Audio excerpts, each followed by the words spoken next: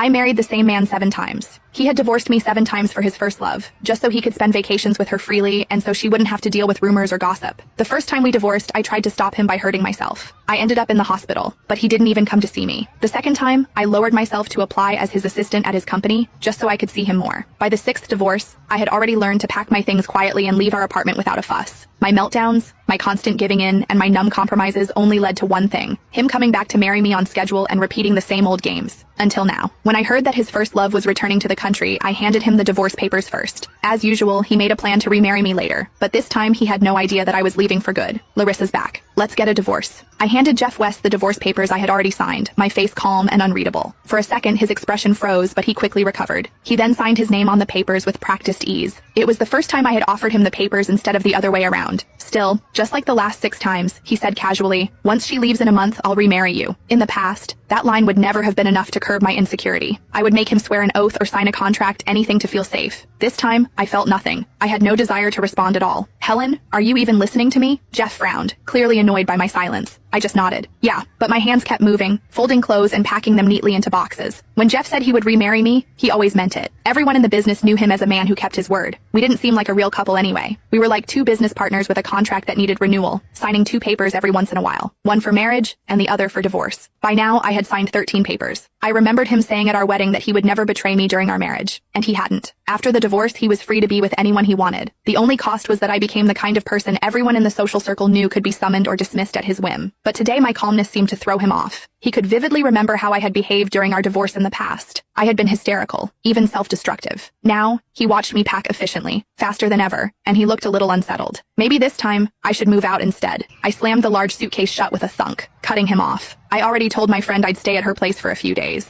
Jeff seemed to have thought of something, and his face darkened even further. "You're not planning to sneak into my office again, are you? Pretending to be an assistant just to spy on me? Can't you do anything for yourself? Are you so lost without a man?" I understood what he was doing immediately. He just didn't want me showing up at his office, disturbing him and Larissa Osborne. After all, she was only back for a short visit. Jeff would always hire her to be his chief assistant, staying close to him at all times. After our second divorce, I had applied and got hired as Jeff's assistant. I carried his favorite caramel latte, heart racing with hope, as I pushed open the door to his office. Instead, I found him leaning back in his chair while kissing Larissa, who was sitting on his lap. I lost it. I lunged at Larissa, fists swinging, and Jeff slapped me to the floor. People had gathered outside the office, peeking in. Everyone assumed I was still the CEO's wife, so their eyes were full of judgment as they looked at Larissa. To spare her from gossip, Jeff ignored my tears, snatched my bag, and dumped everything on the floor. The divorce papers lay there like a warning sign, announcing to the world exactly what our relationship was. From then on, every time Jeff and I divorced, he made it public on social media. Everyone knew Jeff loved Larissa. I was just the shameless woman who refused to leave his side. But this time, Jeff's worry was unnecessary. I grabbed my suitcase without hesitation. "Don't worry. I won't bother you two again." Jeff looked at me suspiciously for a moment until I pulled the suitcase handle and stepped toward the door. Then, he reminded me a little anxiously, "We'll get remarried on the 13th next month. Don't forget." I paused for a second. What a coincidence. My flight out of the country was booked for the 13th. After Larissa returned, Jeff didn't think about me once. This time, I stopped obsessively tracking his every move, which I do after every one of our divorces, waiting at every place he might appear.